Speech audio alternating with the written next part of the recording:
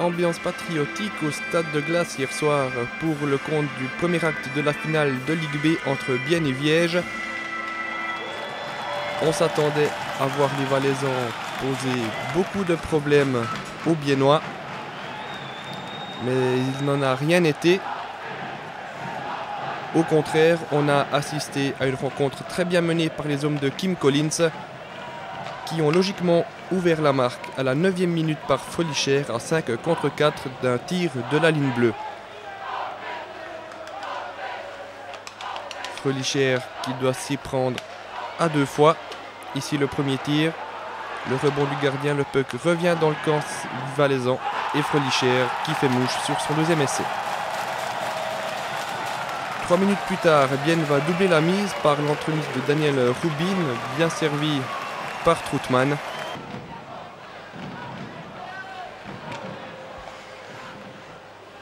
Troutman qui démarque habilement son coéquipier, qui ne laisse aucune chance au gardien viégeois Raphaël Walter. Daniel Rubin qui marque entre les jambes. À ce moment-là, on se dit que les Biennois tiennent bien leur hausse.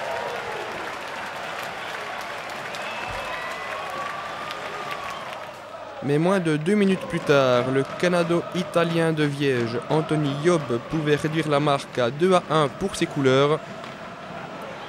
Suite à une action un petit peu confuse autour du gardien tchèque de Bienne, Marek Pins. Anthony Job bien servi par Teriek, aucune chance pour le gardien zélandais. Mais la joie et les espoirs valaisans seront de courte durée, puisqu'à la 17e minute, Serge Aubin exploite parfaitement un service de Curbilo pour le 3-1. On voit la relance des Biennois, Curbilo qui va passer à Serge Aubin pour le 3-1, c'est magnifique. Les deux joueurs de Genève Servette qui se tentent comme la roue en foire. À cet instant du match à 3-1, tous les scénarios étaient encore possibles, mais c'était sans compter sur ce diable d'Alexandre Tremblay, qui après un superbe solo dont il a le secret, trouve la lucarne du gardien viégeois Raphaël Walter. On voit ici le magnifique tir placé du top scorer biennois. C'est magnifique et c'est surtout 4-1 pour Bienne. Après le premier tiers, le match était déjà quasiment plié pour les Zélandais à cet instant, tant les Valaisans ont été étonnamment transparents. Lors de la deuxième période, on attendait tout de même une réaction d'orgueil des hommes de Kevin Ryan. Et celle-ci s'est fait timidement sentir à la 28e minute lorsque Job, encore lui, pouvait mettre cette rondelle au bon endroit pour le 4-2 suite à une déviation subtile. Et voilà la déviation de l'Italo-Canadien Marek Pinch qui n'y peut strictement rien. Il faut dire que le H est bien évolué à ce moment-là à 3 contre 5. Puis le tiers continua de se dérouler sans encombre pour les Biennois qui reprenaient 3 longueurs d'avance grâce à Miéville qui exploite parfaitement un caviar de Rubin. 5-2 donc pour Bienne, c'était à la 36e minute. On revoit Rubin qui démarque Miéville étrangement seul devant le gardien valaisan. 5-2 donc pour Bienne après 40 minutes de jeu. Et au début du troisième tiers, tout va aller très vite. Bienne évolue à 3 contre 5 et suite à un mauvais contrôle du top scorer de Viège, Curbilo peut s'emparer de la rondelle à la ligne bleue et partir affronter seul le gardien viégeois. Curbilo qui marque donc le 6-2 pour Bienne à 3 contre 5. Mais 12 secondes plus tard, Teriek va se racheter de son erreur en fusillant Marek Pinch. Viège revient à 6-3. Les Zélandais étaient toujours à 3 contre 5. Et les Valaisans vont encaisser un nouveau but par Curbilo qui marque sa deuxième réussite de la soirée. Curbilo qui est bien servi par Robin et qui marque d'un tir très précis dans un angle très fermé. C'est 7-3 à cet instant pour Bienne.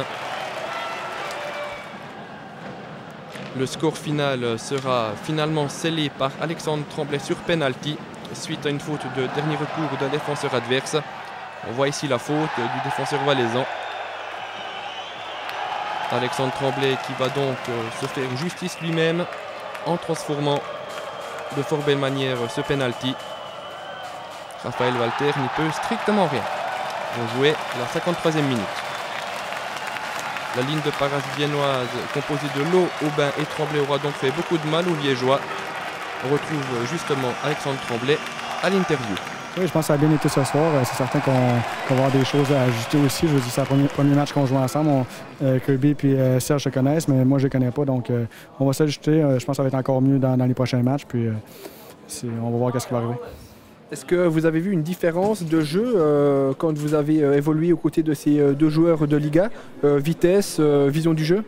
Oui, c'est certain. Je veux dire, quand tu es découvert, le puck arrive beaucoup plus vite. Puis, mais de notre côté, il y a des choses aussi qu'il faut changer. Il faut exécuter nos jeux plus rapidement aussi. Des fois j'aurais peut-être dû la bouger un petit peu plus rapidement. Puis, parce que là, on voit que c'est des joueurs de Liga. Donc, je crois que ça va venir avec le temps. Puis, c'est des choses ça prend des fois un match, 2 matchs, 3 matchs à ajuster. Puis après, ça vient tout seul. Donc, je ne suis pas inquiet de ce côté-là.